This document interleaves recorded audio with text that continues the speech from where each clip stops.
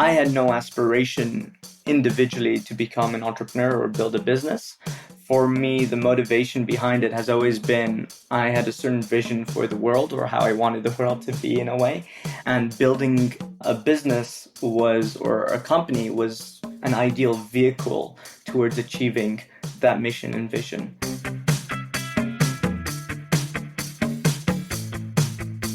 Welcome to the Swisspreneur Show, a podcast about startup stories and learnings from experienced entrepreneurs. Here's your host, Sylvan.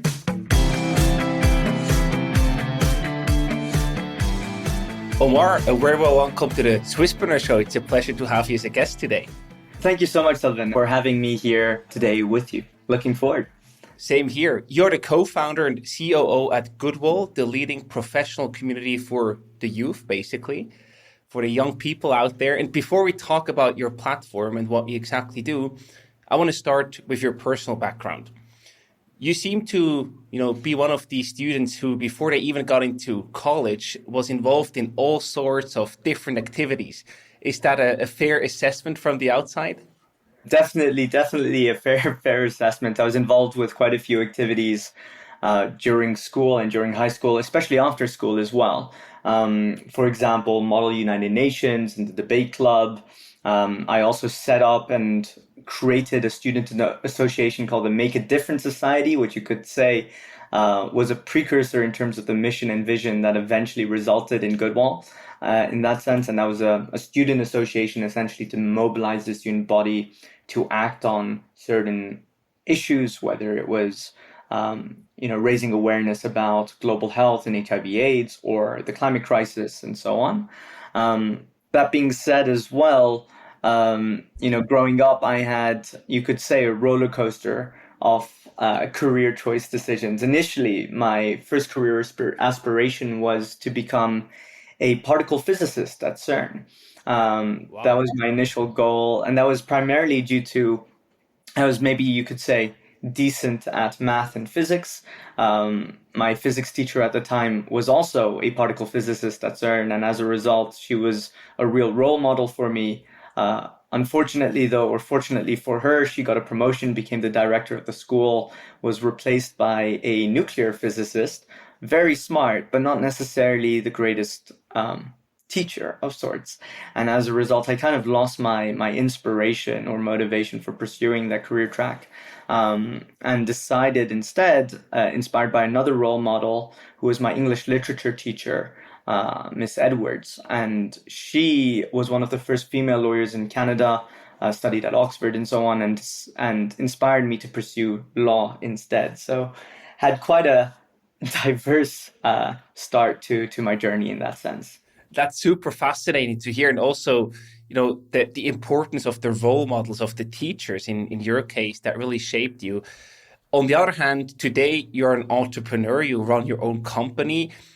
Did you also have any role models that inspired you to become an entrepreneur? Any family members or other role models that said, hey, starting a company is actually a great career path for you?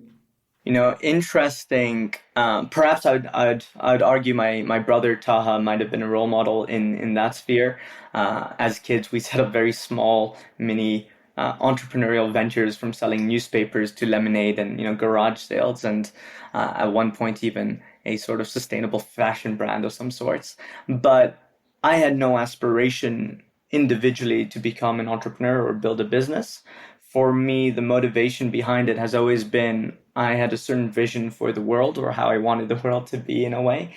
And building a business or a company was an ideal vehicle towards achieving that mission and vision. And do you have some examples or some insights to share about how you saw the world and how you wanted to shape it? Absolutely. So maybe it makes sense to give you a little bit of historic background.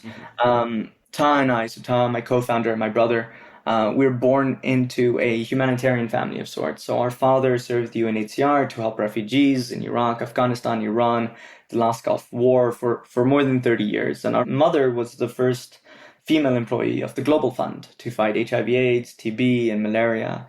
And as a result, although Taha and I, you could argue, benefited from some of the best education and access to opportunities as you can get, growing up in Geneva. We also were exposed to and benefited from a worldview that was slightly different, right? We spent our summer vacations, for example, visiting refugee camps alongside our father, and that opened our eyes to a whole other world. And you could argue is the inspiration behind, the DNA and core of the mission behind Goodwall today, which is to level the playing field for youth everywhere, and really create that equal access to opportunity, leveraging technology and community. I love this. One follow-up question that just spontaneously comes to mind here is, your parents are sort of involved in the non-profit area, right? So there's not a for-profit business behind the activities that they do to really help those in need. Yet on the other hand, you and your brother have a for-profit business. Why was that the right way for you to go, to say, hey, we don't want to go the non-profit way. We actually want to do good and help the youth in your case, but do so with a for-profit business?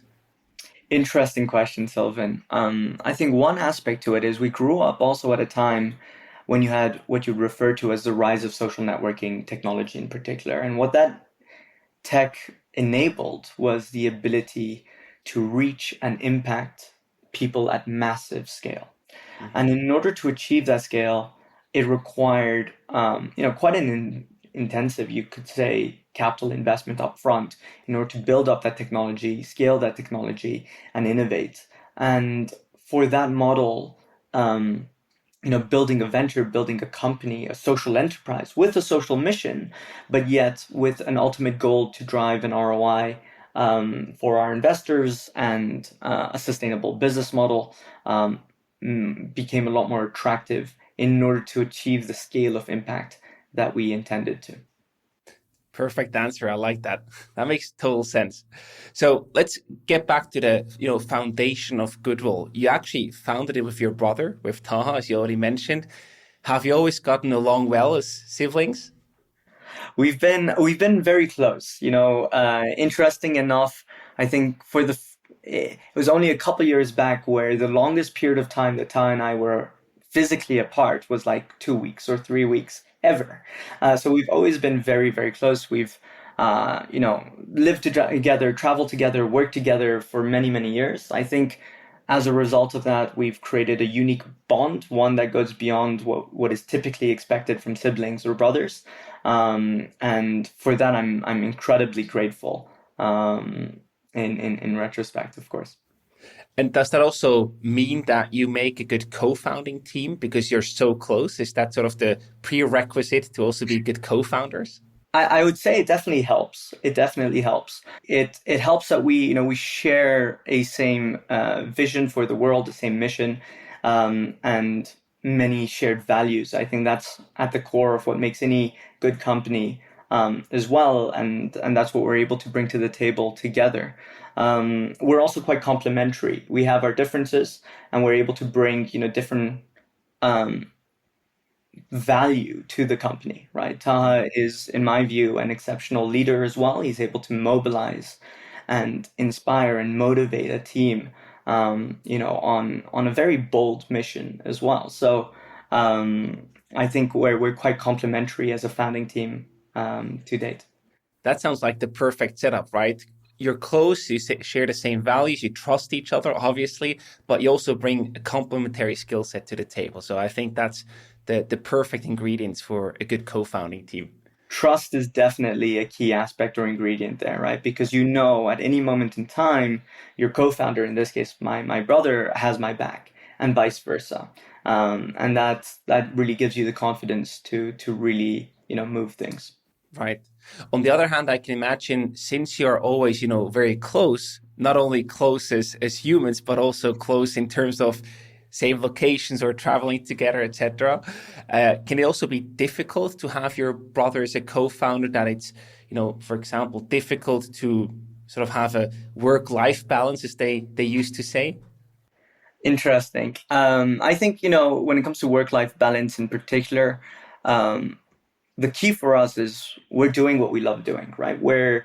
We've been given a unique opportunity pursue and build and create. That's, for me, what attracts me most is creative problem solving, and to be able to do that on a daily basis is an incredible opportunity. And to do that in a way that actually creates meaningful impact, is exceptional and unique. And so I definitely find my balance in that way as well. More recently, though, Taha and I, you could almost say that we divide and conquer. We can't both physically be present in the same space because there's quite a bit of work to be done as a result. So nostalgically, almost looking back when we could actually always be in the same place was quite nice. Yeah, absolutely. I can understand. And I want to focus a bit on the problem that you're solving. You have also been described, Goodwall has been described as LinkedIn for Gen Z. So the obvious question is, why does this generation need a LinkedIn then, their own LinkedIn, so to speak? So it's interesting. When we talk about this generation, we talk about Gen Z in particular, we tend to not recognize the reality that there is, more than 1 billion young people expected to enter the workforce this decade. Of that billion, 9 out of 10, 90% are from emerging, or what you refer to as developing economies. 80% perhaps is from the global south. And when we think of the way in which we value and assess talent, specifically, for example, through a platform like LinkedIn and the way LinkedIn has been designed, is based on 3 criteria. Number 1, your work experience. Number 2, your education. Number 3, who you know, right? Your network. When it comes to work experience, typically for your average young person, catch 22, you need experience to get experience. That's number 1. Number 2, when it comes to education, or in particular higher or secondary education, only a percentage, I believe according to UNESCO, it's less than 38% globally benefit from such an education. And third, unless your parents are well connected, more often than not, you're not connected. So by default, the average young person is at a disadvantage when kickstarting their career, which is why we're so bullish on skills. We really feel that skills can play the role of the currency of the future of work. Because if we valued and assess talent based on their skills and not their, as a result, you could say their potential, not their pedigree, you'd be able to tap into this massive, untapped talent pool. And that's hopefully how we're able to serve this generation in a way that's complementary to what LinkedIn and other platforms are able to offer today. Wow, that seems to be a big problem, which I imagine then also results in a thing that you mentioned on the website, that the youth are 3 times more likely than adults, 25 plus, to be unemployed. So this really is the problem that you're tackling with Goodwall, right? To help them develop the skills necessary to sort of fill that skill gap and then hopefully find the jobs that they are qualified for. Exactly. I mean, you could say, especially I think that statistic was at the height of the pandemic in particular, where they're the last in, they're the first out, in that respect. But also when you look at it from a skills perspective, right, what we're focused on are those core transferable skills, what you refer to as atomic or 21st century skills that are valuable irrespective of whichever career you pursue. Creativity, problem solving, communication. You could be a lawyer or an engineer, you need those skills.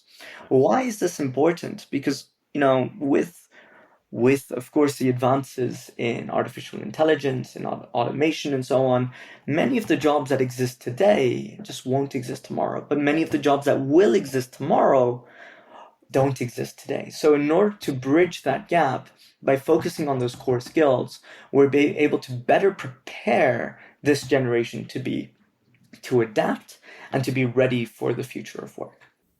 I love this because it sort of sounds like you're also training them meta skills, that things that they don't necessarily learn at university or in the job, but really universal skills that help them to navigate through their professional life.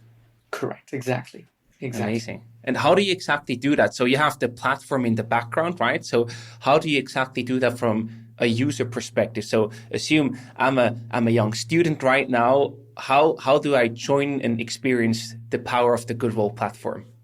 So with Goodwall, what we've essentially built is a skills-based social network for more than 2 million young people around the world in 150 countries to learn and to earn. We help them, number 1, build their skills, right? Strengthen their skills. And they do this by participating in programs and challenges, experiential learning programs and social challenges, hosted alongside, Fortune 500 companies like SAP and Accenture, and as well, large organizations like the United Nations and UNICEF, to strengthen their skills, right? That's number one. Number two, we help young people really demonstrate and showcase their skills. This is actually where the name Goodwall comes from. It's a wall, a profile where you showcase all the good things that you've done through photos and videos, and as a result, demonstrate your skills to level up. This is also where the analogy, LinkedIn meets TikTok. You've got the professional context of a LinkedIn, but you've got the content, the voice, the messaging that resonates with Gen Z of a TikTok on Goodwall. Third, what we're able to offer young people as a pillar is community. We've been able to nurture this incredibly positive and supportive network for young people to gain confidence and gain support, and also make friends beyond borders based on shared skills and based on shared interests. And then finally, as our members level up in their skill journey, we're able to connect them to both learning opportunities like courses and scholarships, and earning opportunities like jobs and gigs and internships as they progress in that journey. That sounds amazing. And you also have companies on your platform, obviously, because they play a very important role. How do companies like SAP you mentioned, how do they contribute and also participate in Goodwall? 100%. So in a primary way today, it's very much focused on supporting the skill development of youth, empowering young people, giving them a voice, right? Funding their ideas and their innovations on a grassroots level, gathering, insights from this next generation and listening to them, giving them a seat at the table and agency, while also empowering them, helping them develop those core skills, and then associating themselves as a brand, as a company with these young people. And in doing so, they're able to build at an early stage these early relationships with both Gen Z consumers and Gen Z future talent. And that's what's exciting from a company perspective. And now, of course, the logical next question is, how do you actually make money? Because we learned you're a for-profit business. You have the students, the youth, basically, you have the company. So how does your business model work? Yeah. As it stands today, it's very much focused on offering these skill development programs and challenges, the opportunity to brand these alongside, companies and organizations, and offer them to specific target groups, whether it's a science fair, targeting a specific audience, or an entrepreneurship competition or challenge, or even something in the creative scheme and sphere of things. That's where we're really able to drive value and create these integrated learning journeys, building and helping these companies build early relationships with young talent and young consumers. That's our core offering today, very much focused on impact at the core of that. But it is basically the companies pay you, not the students or the young people using the platform, right? Correct. And I wonder, when you were starting out, then I want to talk a bit about the challenges and obstacles that you faced along the way of building and scaling Goodwall. When you were starting out, right, you have this traditional platform problem, the chicken and the egg problem. How did you solve that? Who did you focus on first to really attract on the platform to build initial traction? Because students probably don't want to come if there are no companies there, and vice versa, right? It's interesting. I think we were able to simulate both aspects of it with early adopters. Also, we were quite curious, and quite engaged, to try this. I think the main hook that's always been a part of Goodwall hasn't always been, the promise that we're going to connect you necessarily to a job or to an internship, right? It's been, you come on here, it's in the name, right? You come on here, you demonstrate your skills, you showcase yourself. You now have a profile where you're able to showcase all the good things you've done. That's the main first value prop. So the early adopters started off with that. And when you had enough of them join, we started to have the basis of a community. And that became the reason to stay, right? You would stay because of the community.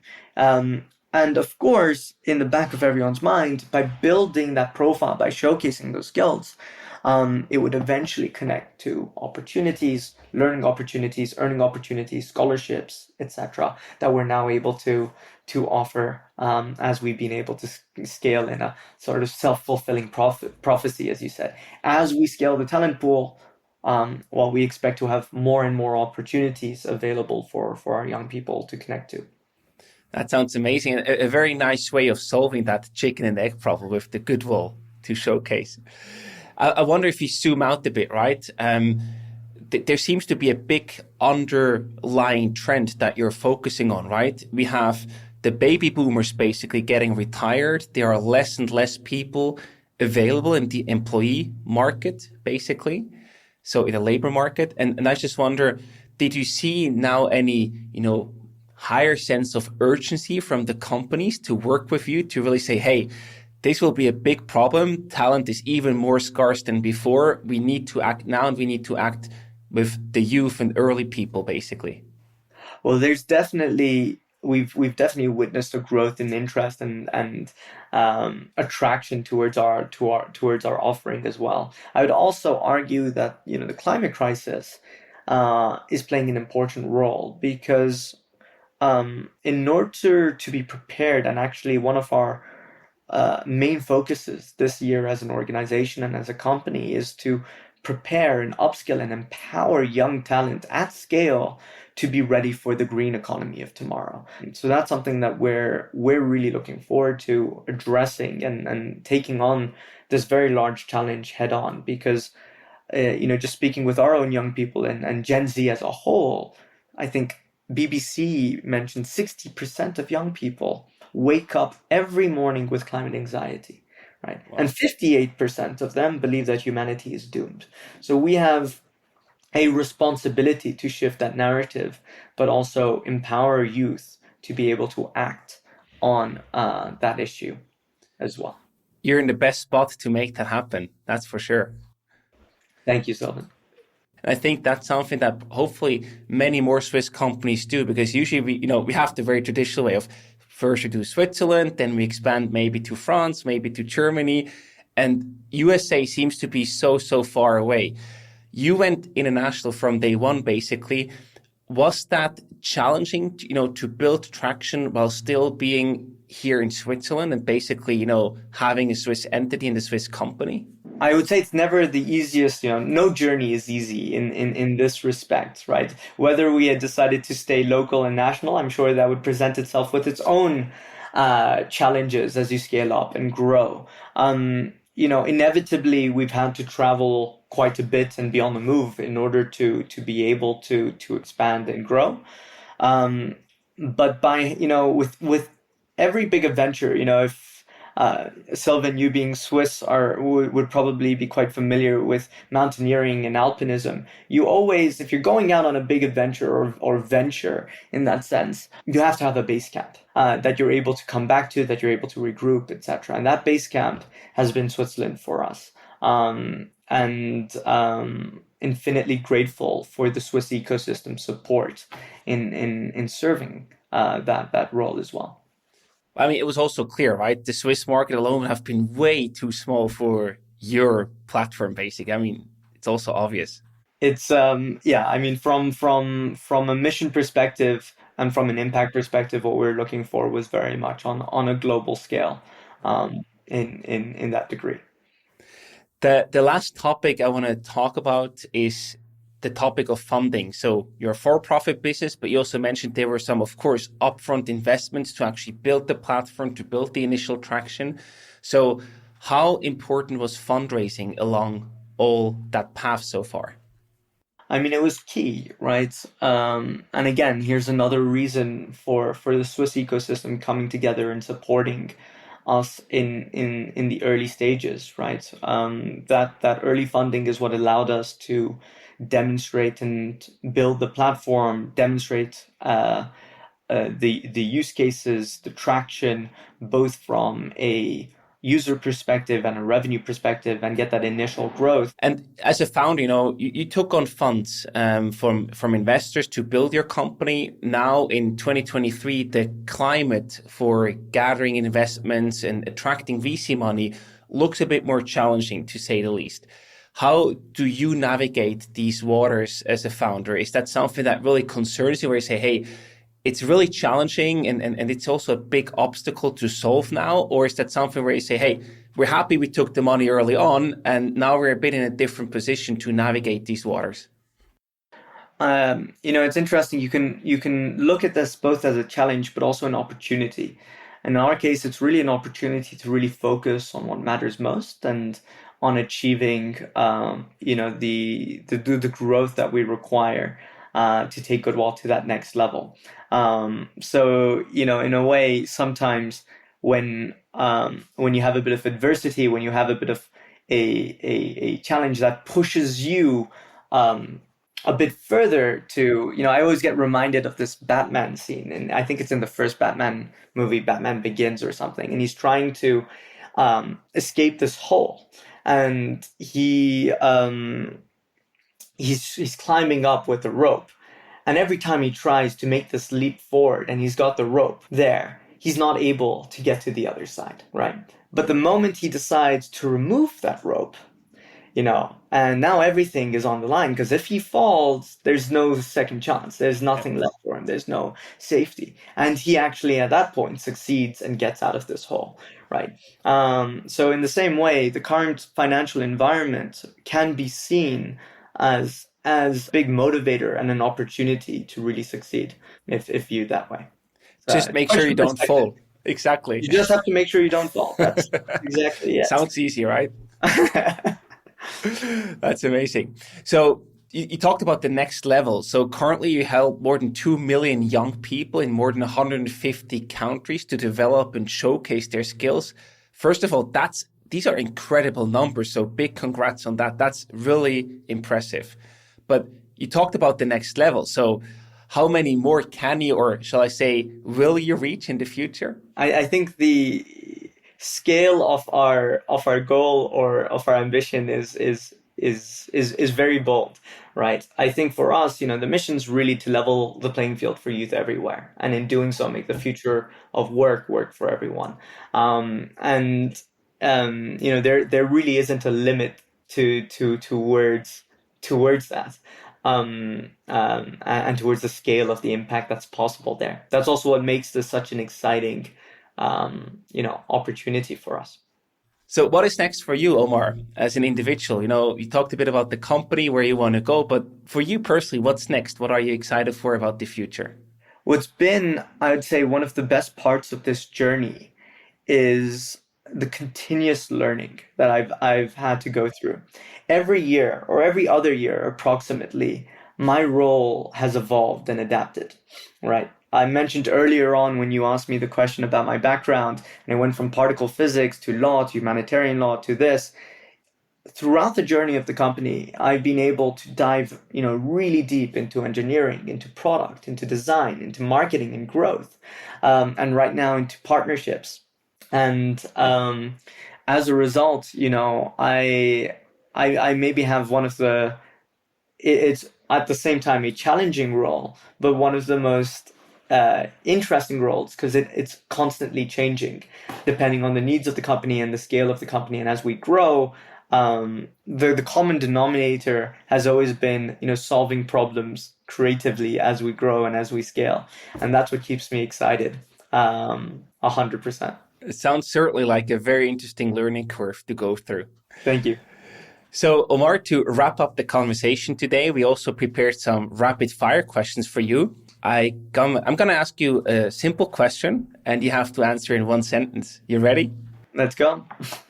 How do you define success? Impact. Impact both on your community and on individuals. I'd say impact is how I define success. I love that. What helps you during tough times? My brother Taha, my co-founder. Yeah. Obvious, yeah. And what sobers you during good times? Same. My brother Taha. Sobers me as well. The Keeps us perfect grounded. Keeps the us grounded. perfect team, 100%. exactly. And what does the Goodwall team do better than any other team you've known or worked in the past? I would say our team is incredibly mission driven, and impact driven. Also skilled in this space.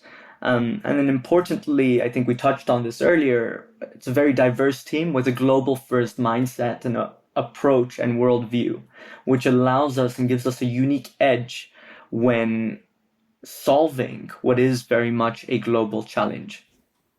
I love that. And I think that's the perfect way to end the conversation today. Omar, thank you so much for coming on the show. It was a pleasure and also very impressive to see what you have built together with your brother and Goodwall. Lots of success and all the best for the future. Thank you. Thank you so much, Sylvan, for having us on, and looking forward.